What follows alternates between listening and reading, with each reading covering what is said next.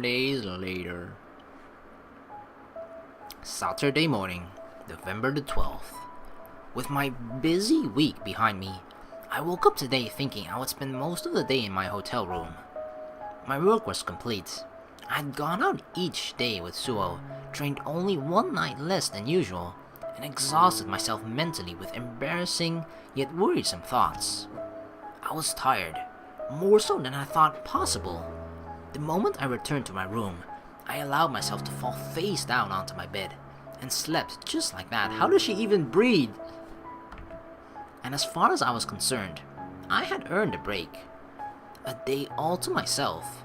A day where I wouldn't even leave my room, and I'd just sleep or watch television. A day of sloth, without a single wasted action. A day of sloth. Just think of that, wouldn't that be awesome? Just one day a week, you can just pretend to be a sloth and just sleep for 18 hours. That would be awesome. One which I could look back on and call a complete waste of a day. Unfortunately, as my presence here should indicate, my plan was not meant to be. Despite falling asleep after midnight, I woke up the moment the sun began to rise. I awoke filled with energy and completely awake, just like every other day this past month. I got out of bed and made myself breakfast without a second thought, only later remembering my original plan.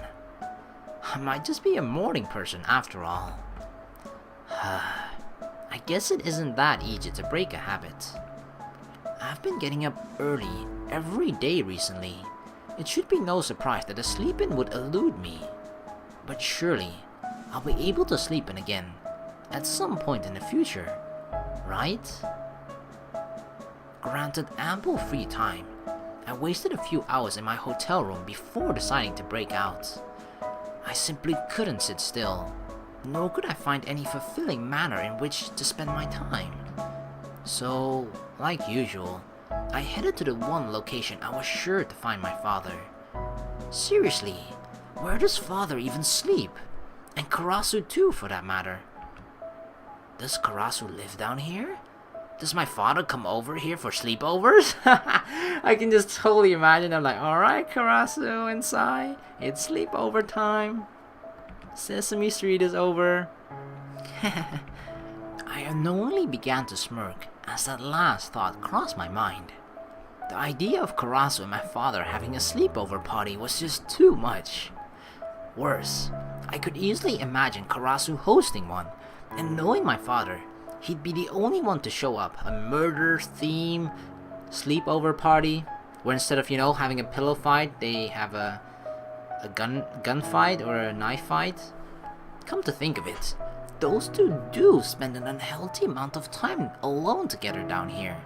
What are you implying, Misa? Karasu also calls my father Papa Sai, and makes jokes about the two of them being married. Not to mention Karasu's tendency to call his people his children. What if it's actually true? What? That would actually be funny. Could he actually be... I shook my head as the mental image of Karasu fawning over my father entered my mind. Oh, 1,000 times no! Two men falling in love is nothing groundbreaking, but my father? And Karasu? I'd sooner scoop my eyes out with a spoon than watch that happen. That's true, they're kind of an unlikely couple, I guess. Upon entering Karasu's office, the first person to enter my line of sight was my father, and behind him was Karasu. And just as I'd presumed, he was talking to Karasu, probably about nothing even remotely important. While it's true that they sometimes discuss serious business down here, mostly they're just wasting time. Misa, you're awfully early here. You didn't wet the bed, did you? Oh my god! Father, you're spending way too much time around this man. Yeah, his sense of humor is rubbing off on you, Sai. Haha, that was rather cruel, Papa. Misa is probably here to fetch you, because the two of you had plans, which you no doubt forgot about. That's not funny. I wouldn't forget something like that. Wait. I did? Really? Not at all. This is just payback. See? What did I tell you? You're allowed to eat breakfast with your daughter once in a while, you know. I'm a big boy. I think I can take care of myself for a few hours. Nobody asked you. Misa, honey, I'm sorry I forgot to meet you for breakfast this morning. How about we go out later today? Or I can grab some takeaway food and meet you at the hotel. Although I kept wearing a bemused expression, I found it difficult to keep up the act. It wasn't often that my father would make such a desperate plea, but it was a very rare indeed for him to actually make plans with me. Sadly, it seems my father is driven more so by guilt than familial affection. Face it, Sai, you messed up, and now Misa knows that you won't keep your word. You're just too... Interrupted mid-sentence, Karasu stopped speaking as the sound of a phone vibrating resounded throughout the room. My father and I both pulled out the devices Karasu supplied us with, checking for any incoming messages. Who is it, Sai? Have you finally received word from Vincent and Violet? Contrary to Karasu's assumption, it was not Sai's phone which had received the message. It was mine. Ooh, a message? To me? Someone actually sent a message to me? With my father right beside me, and Karasu next to him, the only two people who had ever contacted me before were both ruled out. I remember this moment. It's when Suoh... Was he actually thinking about whether he likes Misa or not? It's definitely he wanted to talk to someone about Misa. And he was contemplating whether to actually talk with Karasu about it, to not talk with anyone about it, or to just ask Misa herself, or actually Sai. I think those were like the four options. I do remember this choice, but I can't really exactly remember what it was like just talking about Misa in general, or actually more in depth about the fact that he could possibly actually like Misa, you know? I hastily opened the message, surprised by my own excitement, as I quickly identified the sender and started reading the message. The message is from Suoh? Misa, I'd like to talk to you about... That little creep! Before I could finish reading the message, my father snatched the phone from my hands and replied in my stead. What the hell is that for? That was my first non-work message from someone other than my father, and his response is to take my phone away? What's going on? What's wrong? Oh, you'll see soon enough. Alright, and then Sai replies instead of Misa, making it, and then Suoh actually thinks it's Misa, because Sai asks Suoh to come here, and then Suoh is like, oh, I'm gonna meet Misa here? Wait, why? And he walks into this trap. Barely 15 minutes after my father's proclamation, the door to Karasu's office opened once more. Hello. Yo. As anticipated, Suoh arrived after being roped in by my father. While I didn't know what my father wrote exactly, it seemed to have worked, as Suoh showed up promptly. Aha! Now it all makes sense. What makes sense? I can't believe this. 1 day off. 1 day of peace and relaxation. That's all I wanted. Then maybe you shouldn't have gone to this place, you know? If she wanted peace and relaxation. Because she got the message from Suoh on her phone. Imagine if she was just at her hotel relaxing. Then Sai wouldn't be able to interfere with the message. Yeah, it's all your fault, Misa. Now my morning's going to turn into a round of watching father interrogate Suoh, while Karasu makes jokes from the sideline. I wonder who could have called, given how quickly Sai snatched away Misa's phone. I hope your texts aren't too flirty. Misa's guardian angel is quite overprotective. Tell me about it. From what I read, Suoh just wanted to talk to me about something. Does that really merit such a reaction? So, what is it that you wanted to talk about? You said it was about Wednesday night, so that means it must be work-related, right? Is it work-related or the fact that they bathed together? Wednesday night? That was the night when we executed a couple, wasn't it? Or was it when Misa was actually acting a bit afraid of Suoh, because she thought like, oh, Suoh actually really likes and enjoys killing? Yeah, I think that it's that. When Misa's actually a little bit afraid of Suoh, because she sees that part of that Sai has as well, just like the enjoyment for killing, which is something that Misa herself doesn't have. The lady with the filthy house, and the guy with tripwire. Well, it's kinda hard to talk about when we're all here together like this. Oh? And why might that be? Surely it isn't a private matter, is it? Give it a rest, Father. Just because Suoh doesn't want to be interrogated doesn't mean he wants to talk to me about something suspicious. It's not private exactly. It's just... Just what? Suoh sighed in resignation as my father continued to question him. Suoh then turned to face me directly, ignoring my father's prompt. Misa, on Wednesday night, did I do something wrong? Do something wrong? As in, a mistake? Leaving behind evidence? Something like that? No, a more personal matter, not work-related.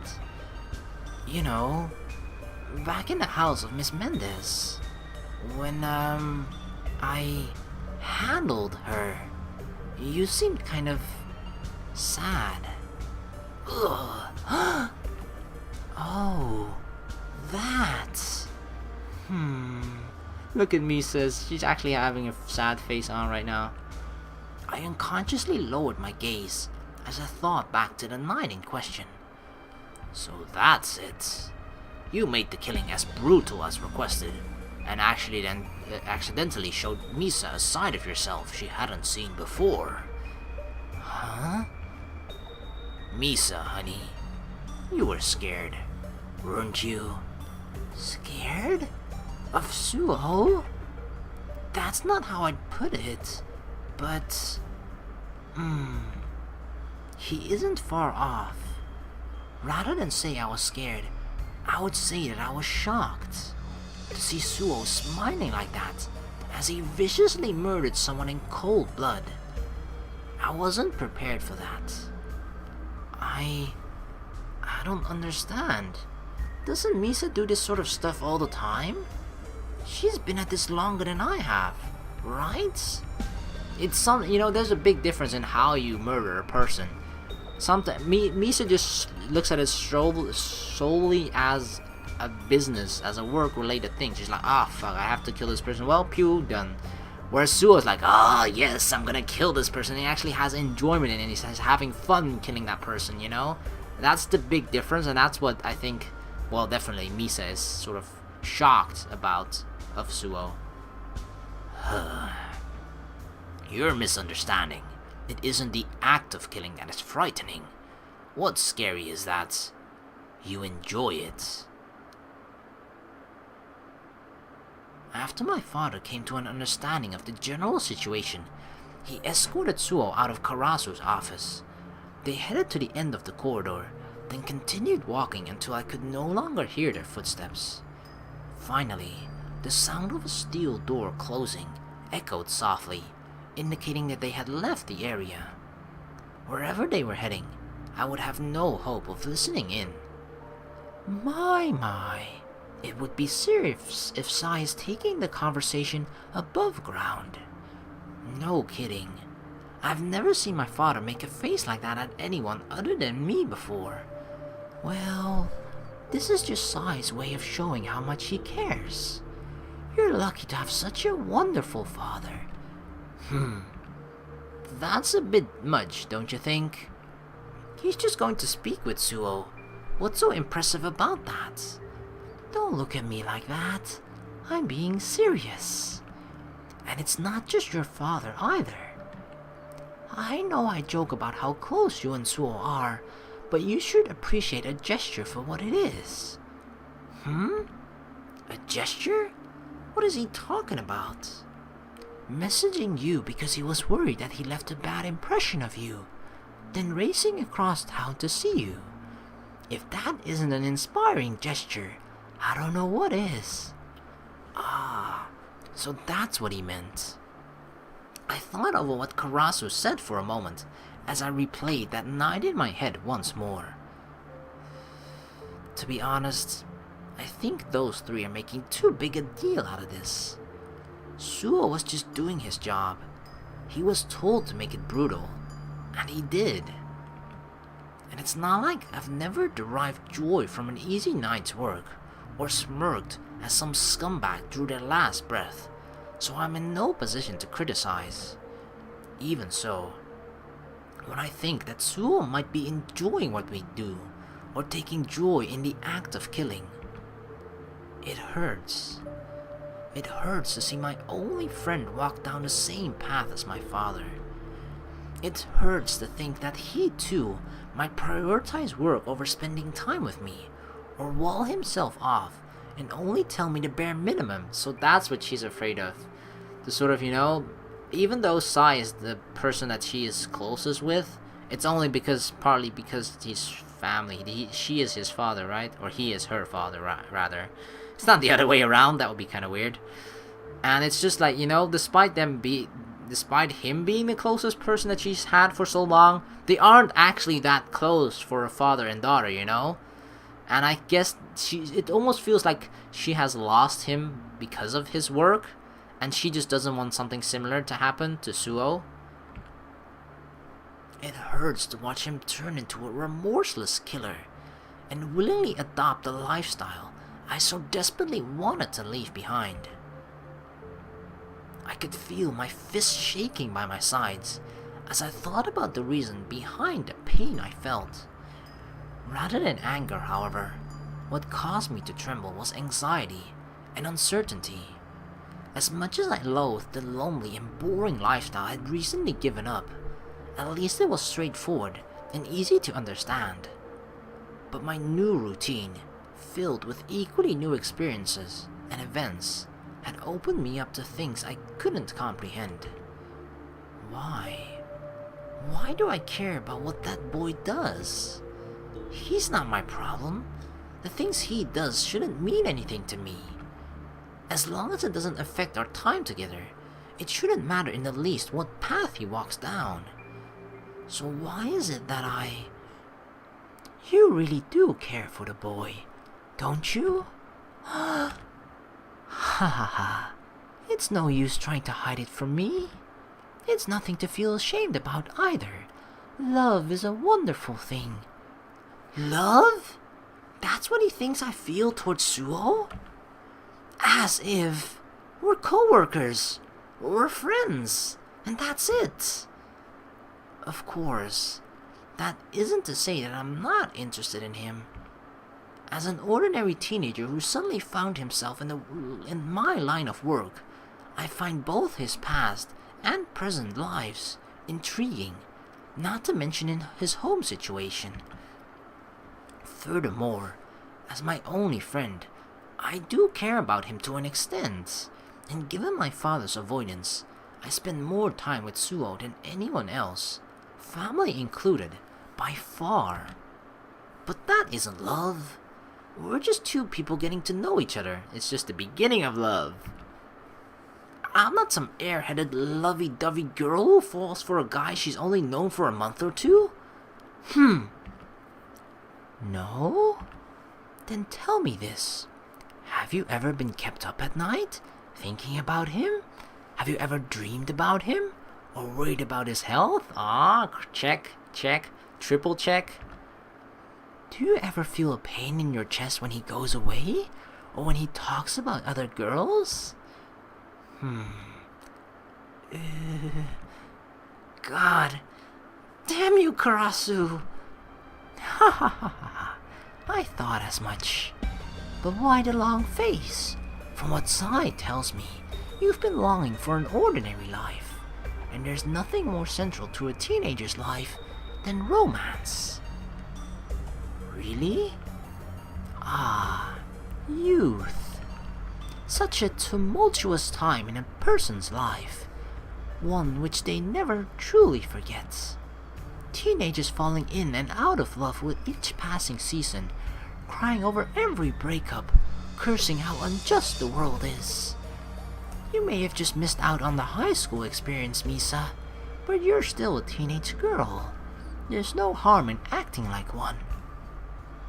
Though Karasu's uncharacteristically brief monologue was mostly babble, I did understand what he was trying to say. Nonetheless, even after filtering out the blather, I couldn't find it in me to agree with him. Hearing that teenagers fall in and out of love all the time is hardly reassuring. And even if I did think that I was capable of loving someone like that, I wouldn't just go with the flow, especially if I knew it was only a temporary feeling. As things stand, I simply cannot accept Karasu's conclusion. Not convinced, huh? Well, that's fine. I don't expect you to take my word for it. But it's a fact that puberty makes people unsure of their feelings, and it's understandable that you'd think fondly of someone you spend so much time with every day. Just take it easy, and don't overthink things, okay? I sighed and nodded my head. While I didn't agree with much of what Karasu said, I did believe that I needed to stop overthinking and analyzing everything. It was an unfortunate habit of mine drilled into me by my father, and although beneficial for a killer on the job, the level of paranoia was otherwise nothing but a bother.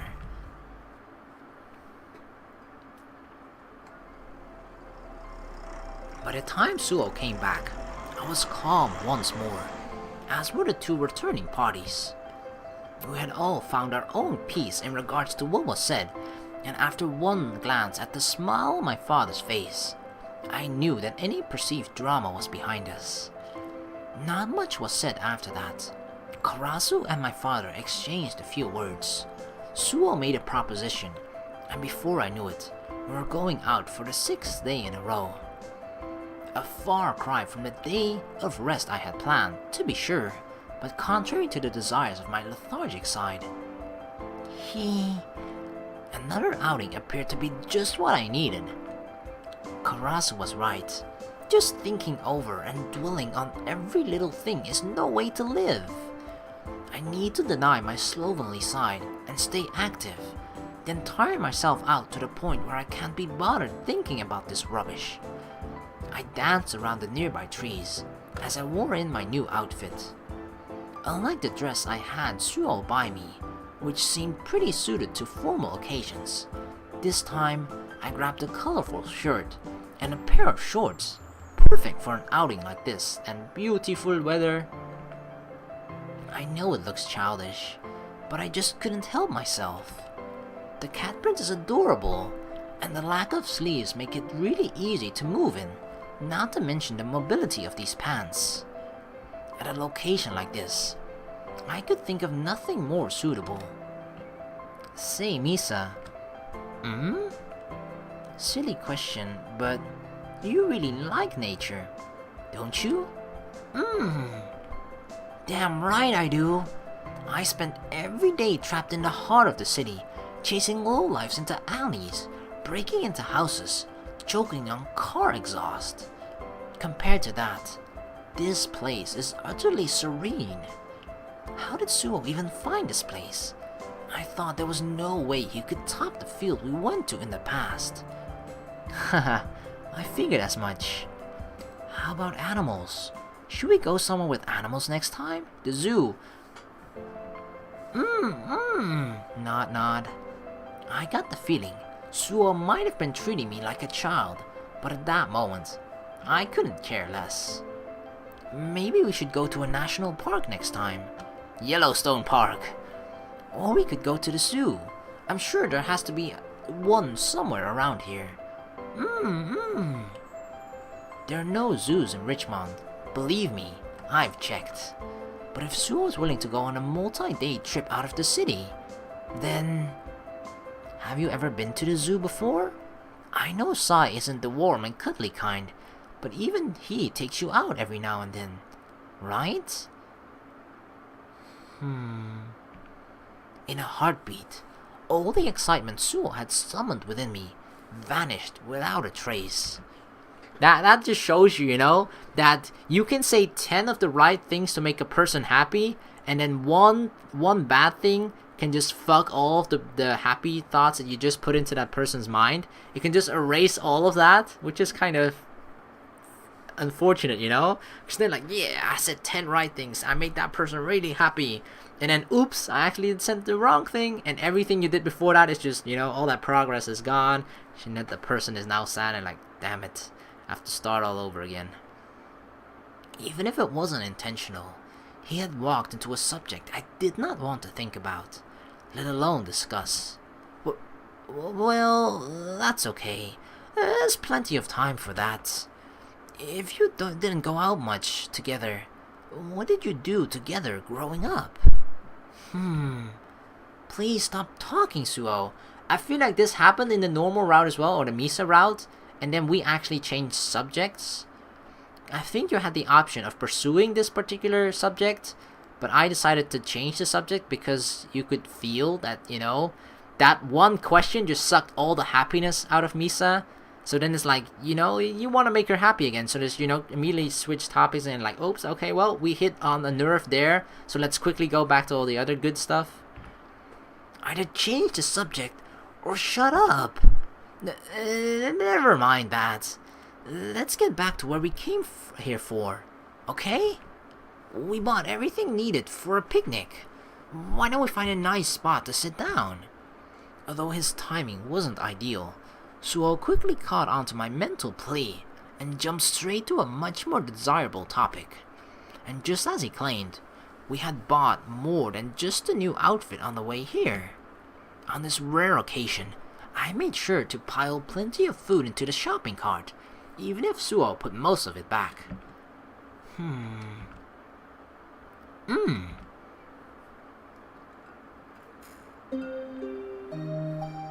All hail Queen Misa.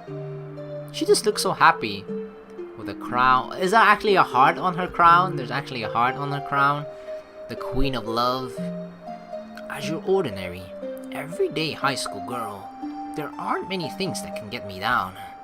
Tests, assignments, athletic competitions, all too easy. No matter what obstacle life throws at me, I'm always prepared. Huh? This dream again? But I'm not just smart and athletic, of course. I'm actually quite the gifted individual, even at the genetic level. Oh my god, make it stop! This is way too embarrassing! Why am I seeing this dream again? I don't even remember falling asleep. Armed with beauty, intelligence, and physical prowess, all who gaze upon you are smitten for life. Huh? Misa, my love, do not grow flustered on my own accord. I am but your humble servant, lest you wish more of me. I looked over towards Suoh, my face flushed, as his gaze made my heart skip a beat. No. Nobody's heart is skipping anything.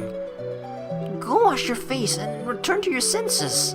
This is not how this dream is supposed to go. What is it, my dear?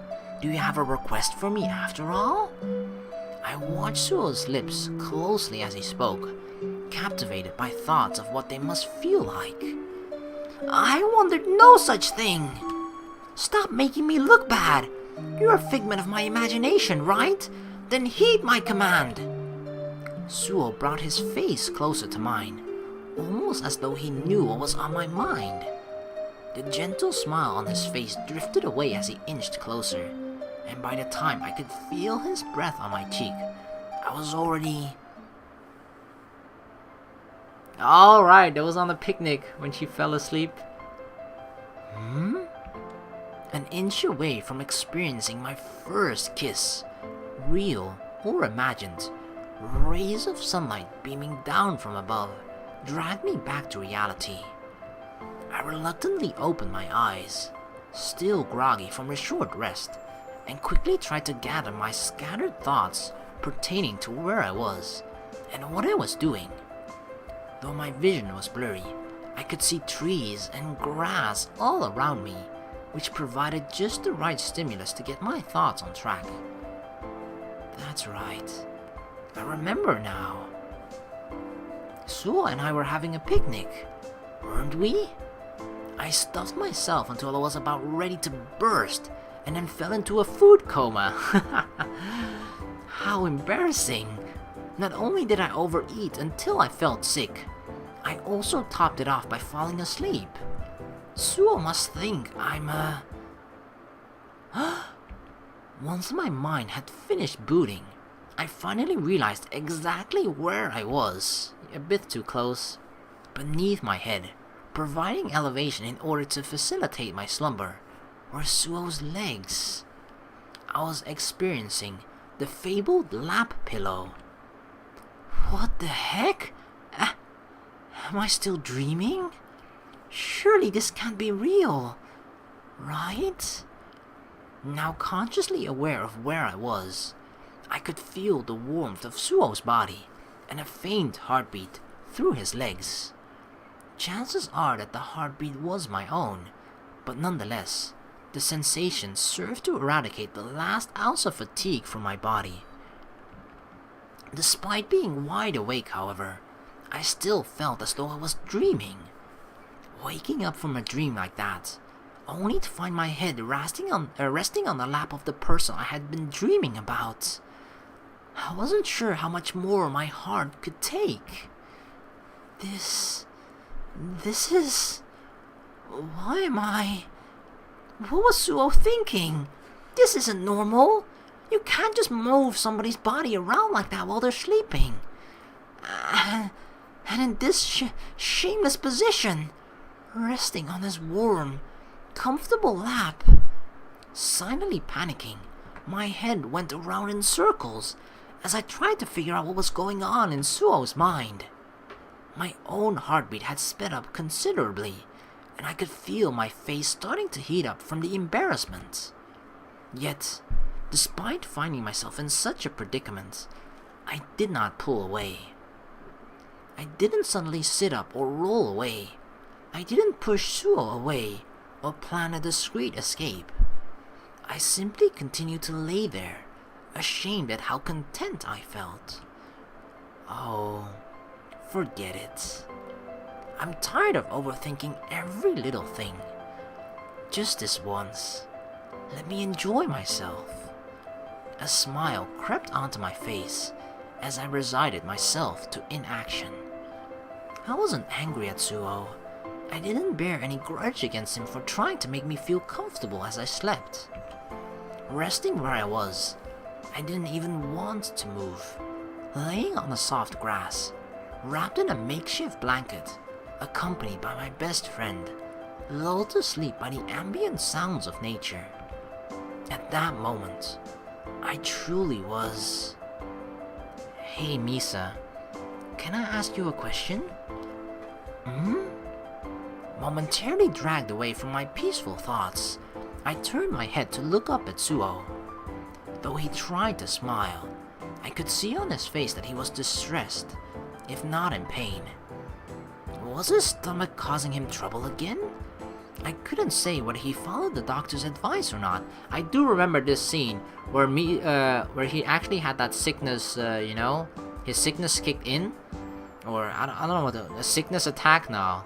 But, that sickness took a little bit of control over him while Misa was laying on his lap. I do remember that. Misa, this may be a strange question, but are you happy? Am I happy? Confused by the sudden question, I tried to think about why Suoh would ask such a thing. Was he worried that I might be angry at him? Was he unsure of how today's unplanned outing went? Rather than allow those questions to dominate my thoughts, however, I once again resolved to not overthinking the question and simply ask myself, am I happy? Yeah, I guess I am. It isn't often I can say this, but right now, I really am happy to be alive. For the first time since I came to this country, my life has some semblance of normality. I've been seeing my father more often. I have a friend whom I meet every day. I get to visit new places like this on a regular basis. I no longer work alone. That isn't to say that this is ideal. I'd still prefer to be attending school like a normal teenage girl, but rather than killing strangers and asking myself these bizarre questions. But even then, I don't feel like I'm settling for second best. Not anymore. But it's just, I feel like, change is a gradual process most of the time. And this is just, a step towards normality again. Towards a normal teenage life. Maybe someday she'll be able to go to school. Ideal or not, I'm finally starting to enjoy my life once more. And right now, I couldn't be happier.